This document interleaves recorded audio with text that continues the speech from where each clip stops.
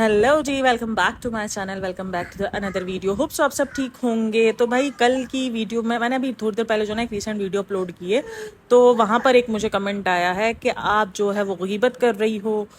यार सबसे पहले मुझे गीबत का मतलब थोड़ा समझा दो। गीबत क्या बोलते हैं, किसको बोलते हैं? एज अ मुस्लिम ऑडियंस भाई फिर ठीक है ना, फिर तुमको उनको फिर टारगेट मिलता है कि उनके पास मुस्लिम ऑडियंस है जो अंधी है, जिनको दिखता नहीं है, तो वो शायद इन्हीं ऑडियंस की वजह से मिलता है, क्योंकि वो लड़की शायद मुस्लिम थी और वो जो है वो उस तरीके से बातें करके चले गए। तो ठीक है ना, जब तुमको नहीं नज़र आ रहा तो नहीं नज़र आ रहा, हम क्या कर सकते।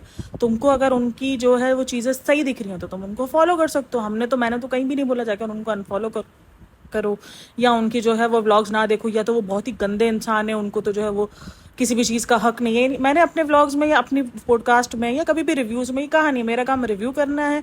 और वो कमेंट आया कि आप इन्हीं की उस पर व्यूज़ बना रहे। तो भाई देखो, मैंने कल भी अपने चैनल पर मेंशन किया है, वीडियो में मेंशन किया कि भाई मेरे इस चैनल पर इन्हीं की वीडियोज़ पर व्यूज़ आते हैं, तो जो मेरी ऑडियंस देखना चाहेगी मैं काम उस चीज़ पर करूँगी। इसीलिए मैंने अपना सेकंड चैनल स्टार्ट किया, जहाँ पर हर तरीके का, क्योंकि मैं इस चैनल को डिस्ट्रैक्ट नहीं कर सकती हूँ। ये मेरा मोनेटाइज चैनल है, ठीक है, तो ये चैनल पे बहुत इफेक्ट पड़ता है। एक आधी वीडियो भी अगर आपकी डाउन चली जाए तो आपकी दूसरी वीडियो में, क्योंकि ये छोटा चैनल है इसलिए फ़र्क पड़ता है। अगर बड़ा चैनल हो ना तो फ़र्क नहीं पड़ता। तो भाई ये मेरा छोटा चैनल है, देन इसलिए मैंने दूसरा चैनल स्टार्ट किया है। जिसको दूसरी वीडियो सुननी हो, जिसको दूसरों के बारे में रिव्यू सुनना हो, वो दूसरे चैनल पर जाकर सुन सकते हैं। वहाँ पर आपको हर टॉपिक पर वीडियो बनेगी। आप यहाँ पे भी कमेंट कर सकते हो कि यार इस पे बात कर लो, उस पर बात कर लो, उसका रिव्यू दे दो, तो मैं कर दूंगी। तो वो मैंने दूसरा चैनल बना के रखा है, उस पर 8 व्यूज़, 10 व्यूज़, किसी पे 40 व्यूज़, ऐसे ही व्यूज़ आ रहे हैं। बट ठीक है, हम ओके, वो एक ना एक दिन उसने भी ग्रो कर जाना है, तो मुझे इस चीज़ से कोई मसला नहीं है। लेकिन गीबत का मतलब, और ये मतलब अगर आप एज अ मुस्लिम हो तो आपको पता होगा कि गीबत का मतलब, ये सब चीज़ें, रिव्यू, ये सब किस में आता है। एलिगेशंस, इल्ज़ाम तराशियाँ अच्छे से मुझे भी पता है, क्योंकि मैं भी एज अ मुस्लिम काम कर रही हूँ, ठीक है ना। तो एज अ मुस्लिम मुझे बहुत सारी चीज़ों का पता है कि क्या चीज़ गीबत में कह जाएगी, क्या चीज़ इल्ज़ाम तराशी में जाएगी, किसका मुझे जवाब देना होगा, किसका नहीं देना होगा, वो मुझे अच्छे से पता है, ठीक है। ये मेरा यूट्यूब का काम है, मेरी नीश है, जिसको मैं अच्छे से यूज़ कर रही हूँ और मुझे अच्छे से पता है। मैं किसी को जो है वो बदनाम नहीं कर रही। जो वो व्लॉग में दिखाते हैं जस्ट उन्हीं पर बात होती है। ये व्लॉग वही डाल रहे हैं ना, मैं तो जाके नहीं डलवा रही। जो ये अपने व्लॉग में झूठ बोल रहे हैं वो ये खुद कर रहे हैं, इनके अपने झूठ पकड़ा रहे हैं ना, तो बस फिर इसमें मेरी तो गलती नहीं है और मैं हर टॉपिक पे बात कर रही हूँ। तो आई डोंट थिंक सो कि अब इस चीज़ पे कोई बात होगी। खैर, मैं ये चीज़ बता बता के बहुत बार मैंने बताया कि रिव्यू, एज अ रिव्यूवर और एज अ हेटर बहुत फ़र्क होता है। मैं एज अ रिव्यूवर काम करती हूँ और मैं उनकी फ़ैन रही हूँ और आज भी मैं उनकी बहुत सारी चीज़ों में फ़ैन हूँ। तो फिर वो सही मुस्लिम ऑडियंस को लेकर टारगेट कर रहे होते हैं, जो बोल रहे हैं ना इनकी ऑडियंस मुस्लिम है, मुस्लिम है, मुस्लिम है।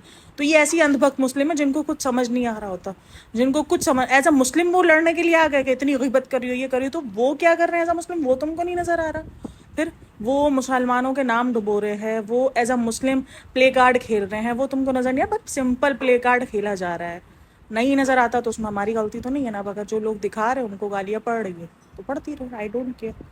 तो बहरहाल अभी वीडियो हम शुरू करते हैं। भाई अभी जो व्लॉग आए ना है, जो पॉडकास्टें आ रही हैं आजकल, भाई इंतहा से ज़्यादा झूठ की पॉडकास्टें आ रही है। मतलब भाई इतना झूठ कोई कैसे बोल सकता है, मैं तो सिर्फ यही जानना चाहूँगी।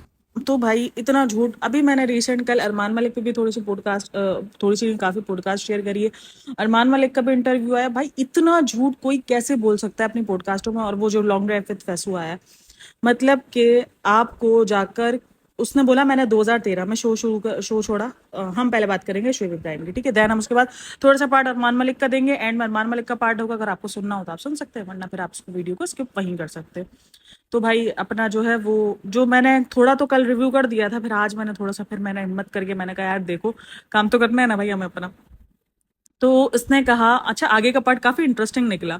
मैं काफ़ी बोर हो रही थी शुरू के पार्ट में, मैंने कहा यार आगे तो इंटरेस्टिंग है। वहां पर इससे पूछा गया ससुराल सिमर के शो के लेकर और अपनी चीज़ों को लेकर, ठीक है। ससुराल सिमर का शो लिया गया, वहां पर इसने बोला कि 2013 में जो है मैंने शो छोड़ दिया। अच्छा, ये इतने झूठे हैं ना, इतने झूठे, अपना झूठ खुद ही पकड़ा जाता है। अब यहाँ पर भी अगर किसी को नजर नहीं आएगा ना तो मैं कुछ नहीं कर सकती, ठीक है ना। देखो इसने 2000, यहाँ पर इसने क्या कहा कि मैंने शो इसलिए छोड़ा क्योंकि मुझे लग रहा था कि मेरे इसमें कुछ काम का नहीं है, मैं एज अ मेन कैरेक्टर नहीं बन दिख रहा हूँ, मैं ऐसा जो है वो यहाँ पर साइड कैरेक्टर नजर आ रहा हूँ, ये वो, और मेरे रोल में कुछ दम नहीं रहा, ये नहीं रहा, वो नहीं रहा, तो मैंने इसलिए जो है ये कैरेक्टर छोड़ दिया 2013 में।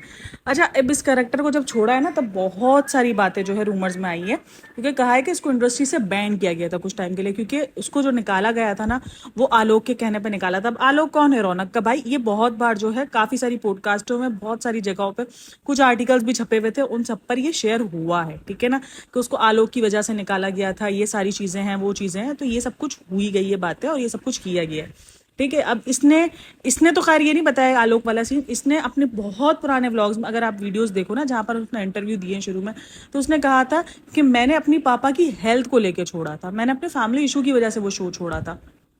भाई अपनी ही बातों में जो है इनके नहीं है। और जनाब को ये सारी चीजें याद हैं, 2022 का नहीं, अपना 22 मई, ये सब याद है, कि सारी डेट्स तकरीबन तकरीबन याद है, ठीक है ना। लेकिन अपना रिलेशन जो इतना मेन इंपॉर्टेंट है, वो कब स्टार्ट हुआ वो उनको याद नहीं है। 2015 2016, क्योंकि 2015 में तो उसका डाइवोर्स फाइल हुआ था, हो गया था 2015 में उसका डाइवोर्स।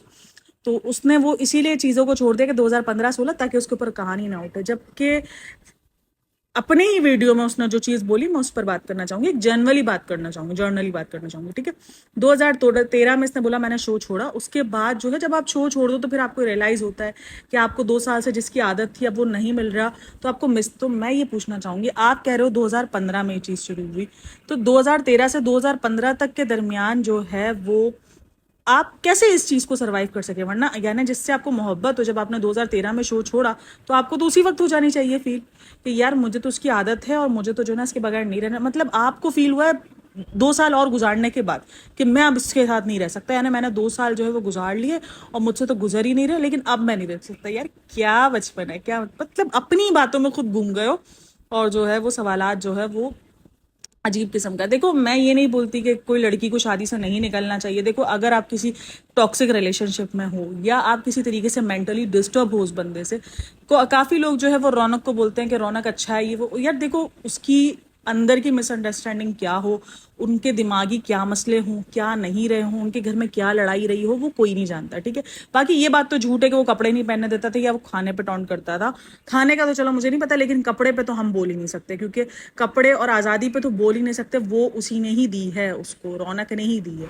तो भाई बिल्कुल की बिल्कुल जो है मुझे कहीं से भी उसके पॉडकास्ट के अंदर कोई सच्चाई, मतलब कि कुछ समझ ही नहीं आता। मतलब अपनी जगह जगह भड़ास निकालनी है, यही सारी चीज़ें हैं। देखो भाई जब आप एक चीज़ उस पर दे रहे हो यूट्यूब पर, तो आपको क्रिटिसिज्म भी झेलने को मिलेगा, आपके लोग सपोर्ट में भी आएंगे, तो बहुत सारी चीज़ें होंगी। लेकिन जो है वो क्रिटिसिज्म वालों को जो है आप इतना ज़्यादा अगर बोलोगे, तो ऑब्वियसली आप पर डबल से ट्रिपल क्रिटिसिज्म शुरू हो जाएगा। क्योंकि अगर आप क्रिटिसिज्म नहीं झेल पाओगे, पहले ये लोग झेलते थे, अब इनका झेलना जो ना, अब इनके अंदर वो एटीट्यूड आ गया है कि हमें कोई क्यों भूल के जाएगा, हम सेलिब्रिटी हैं। भाई जो क्रिंचपन, जो लो एफर्ट वाले जो तुम व्लॉग दिखा रहे हो, तो उस पर तो लोग बोलेंगे ही ना।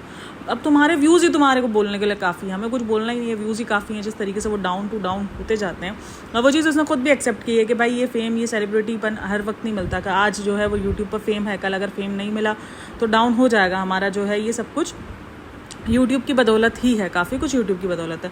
और मुझे समझ में नहीं आ रहा, जिस बंदे को उस टाइम पर हद से ज़्यादा पैसों की नीड थी, उसके पापा को ब्रेन स्ट्रोक था, सारी चीज़ें थी, वो उस टाइम पर उस शो को सिर्फ अपनी जो है वो ईगो सेटिस्फाई करने के लिए छोड़ के चला गया। क्योंकि जो है वो उसको उसके शो में उसके मुताबिक का काम नहीं मिल रहा था। भाई पैसे तो मिल रहे थे ना तुम्हें, लेकिन यहाँ पर उसने अपनी महानता दिखाई कि देखो मुझे काम नहीं अच्छा समझ में आया, तो मैंने उस शो को लात मार दी, मुझे उस शो के अंदर बिल्कुल इंटरेस्ट नहीं लगा। तो भाई जिस बंदे को उस वक्त पैसों की नीड हो, वो किसी भी किस्म का साइड कैरेक्टर, ये कैरेक्टर, वो कैरेक्टर, वो कुछ भी कर सकता है। तो ये थोड़ा सा सोचने वाली बात है कि कोई बैकग्राउंड, कोई पैसों वाले नहीं थे, और उस टाइम पर उसके पापा को ब्रेन स्ट्रोक था, काफ़ी कुछ था। तो उस टाइम पर अगर उसने वो शो छोड़ दिया सिर्फ और सिर्फ अपनी उस जिद में आकर, तो ये सोच सकते हैं कि वो जिद में आकर नहीं छोड़ा, वो उसको छुड़वाया गया था, वो चीज़ उस पर की गई थी, उसको जो है हटवा गया था। और काफ़ी टाइम उसके बाद तो उसको कोई शो भी नहीं मिला। चलो उसके बाद जो है ना, उसने कौन सा ऐसा शो कर लिया जिसके अंदर उसको मेन कैरेक्टर मिल गया। अभी जो अजूनी भी किया, उसमें भी उसको क्या कैरेक्टर था, उसको कैरेक्टर 1 साल भी वो शो चल नहीं सका, सही ना, 1 साल में वो शो फ्लॉप हो गया। तो वो कैरेक्टर जो थे, वो जो शो था ससुराल सिमर का, वो शो ही जो 2 बहनों पे था, ठीक है ना। उसके अंदर मेन लीड ऑब्वियसली शुरू से बताया गया होगा कि जो मेन लीड्स हैं वो 2 कैरेक्टर्स हैं, 2 लड़कियां हैं, 2 बहनें हैं जो मेन लीड्स कैरेक्टर कर रही हैं। ये साइड में सारे साइड कैरेक्टर्स हैं। बाद में देख लो आगे जाके धीरज दोपहर ने किया, उसको एक कितना अच्छा फेम मिला, उसको भी काफ़ी फेम ससुराल सिमर से मिला। फिर जो वो रोली का हस्बैंड था, क्या नाम है उसका, उसको देख लो, उन दोनों का आपस में बॉन्ड दिखाया गया। फिर आगे पूरा का पूरा शो जो है वो इन्हीं के ऊपर चलाया गया, इन्हीं की बेस पर काफ़ी नज़र आया। क्योंकि बीच में कुछ टाइम तक जब आई थिंक सिमर थोड़ा इधर उधर हुई थी ना, थोड़ा सा स्किप था सिमर के पार्ट्स, तो वहां पर जो है वो रोली के पार्ट्स जो हैं वो उसके हस्बैंड के साथ बहुत ज्यादा पावरफुल दिखे, धीरज दुपर बहुत ज्यादा पावरफुल नजर आया। तो भाई पार्ट्स थे, ऐसा नहीं था कि कोई कैरेक्टर नहीं था या उस कैरेक्टर का कोई काम नहीं था, उस कैरेक्टर का पूरा पूरा काम था। जो प्रेम का कैरेक्टर था वो ऑब्वियसली सपोर्टिव था, सब कुछ था उसके अंदर, जान थी, उस कैरेक्टर की भी अपनी पहचान थी, लेकिन चीजें छुड़वाई गई, इसलिए अब वो उसको जो है लपेटने के लिए बोल रहा है। मैं सिर्फ एक ही सवाल पूछूंगी, जिसके पापा को जो है वो इस टाइम पर इतनी नीड हो पैसों की, उनके पास पैसों की बहुत ज्यादा तंगी हो रही हो चीजों की, और जो है वो चीजें उस टाइम पर, क्या कोई इंसान सिर्फ अपनी ईगो को सेटिस्फाई करने के लिए क्या वो चीज छोड़ देगा?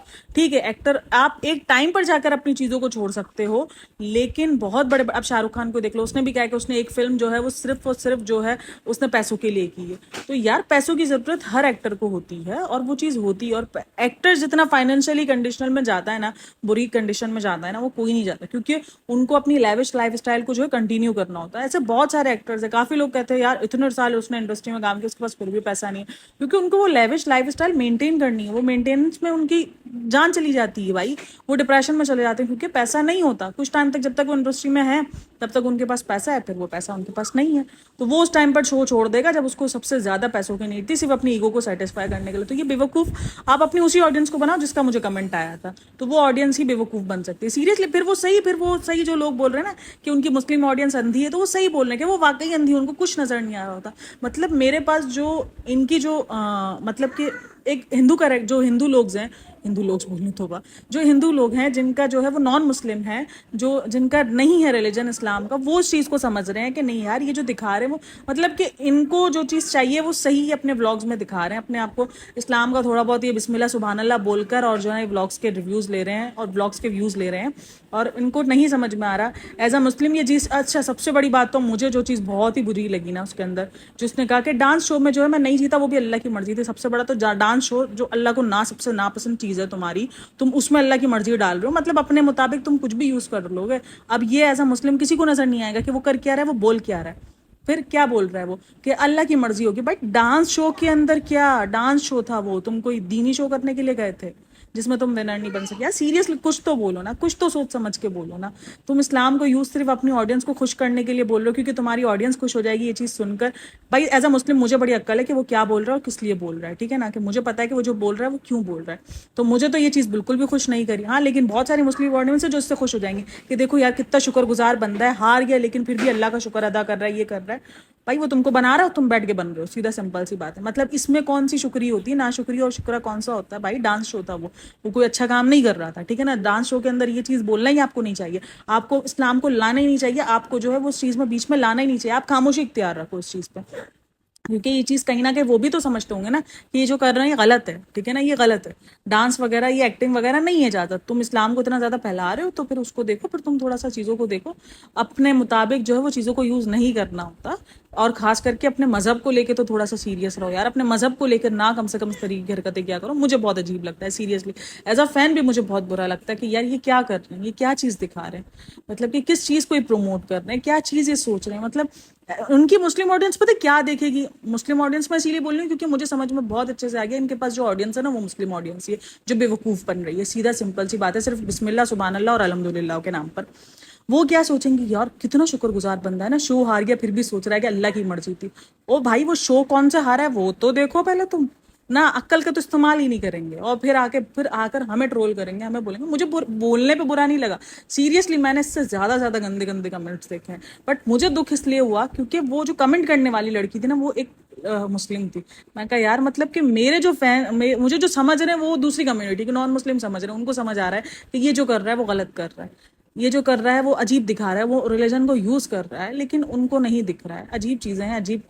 मुझे सीरियसली मेरे को उस चीज पर मुझे बहुत अजीब लगा कि नजर नहीं आ रहा है। एज अ मुस्लिम तुम सिर्फ उसके बिस्मिल्लाह सुभान अल्लाह और माशाल्लाह पर खुश हो रहे हो, तो भाई हो जाओ खुश, तुम हो जाओ।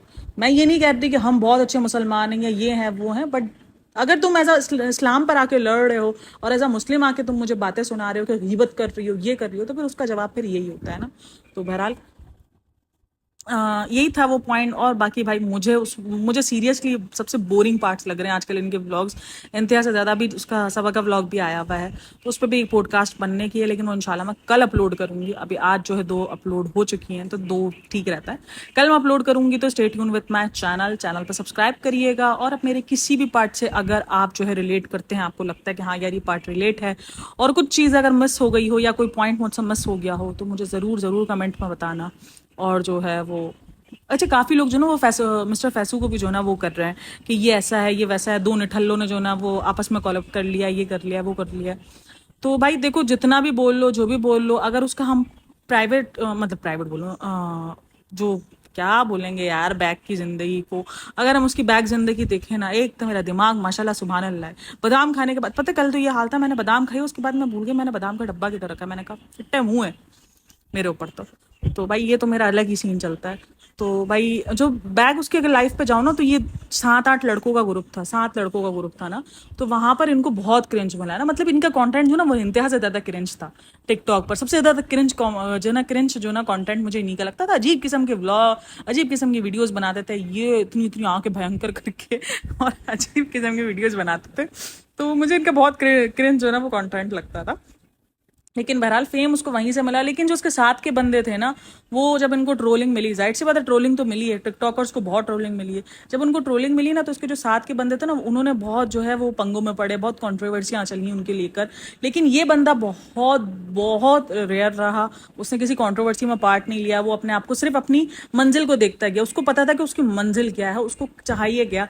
वो जो टिकटॉक से उसको फेम चाहिए था, उसके बाद जिसको जहां जाना था वो वहां गया। उसको पता था कि टिकटॉक से फेम मिला है, मैं उसको खराब नहीं कर सकता। उसने अपनी चीजों को ठीक किया और उसने अपना।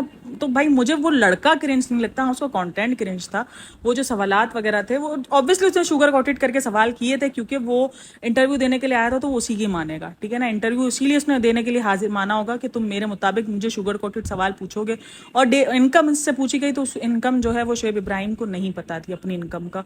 अब मैं सोच रही हूँ इतना बड़ा वो हो गया है पॉडकास्ट, अब मैं इसमें अरमान मलिक का पार्ट ऐड करूँ ना करूँ, सोच रही हूँ मैं। तो भाई यही है कि अरमान मलिक का भी कल मैंने परसों जो है सिद्धार्थ कनन वाला इंटरव्यू देखा है, वहां पर वो भी झूठ का झूठ के पलंदर। भाई इतना तुम, मतलब नेशनल टेलीविजन पे बैठ के तुम, सोशल मीडिया पे बैठ के, जहां तुम ऑलरेडी पहले बता चुके हो चीजों को, वहां तुम इतना प्रॉपर सफेद झूठ बोल कैसे सकते हो। मैं तो सिर्फ ये सोचती हूँ, मतलब कि इनको झूठ बोलते हुए कुछ होता भी नहीं है, और फिर जब उनको चीजों को बोलो तो फिर उनको बुरा लग रहा होता है। बहरहाल मैं अरमान मलिक के लिए हो सकता है कि मैं नेक्स्ट कोई अलग अलग वीडियो बना दूं। बहरहाल लेकिन इस वीडियो को मैं लंबा नहीं करती, तो यहीं तक थी ये video. Hope so you like it, तो कमेंट में अपनी राय जरूर बताना। और बहरहाल वीडियो अच्छी लगी हो तो like share and subscribe my channel. Thanks for listening watching, take care, bye bye, अल्लाह हाफिज।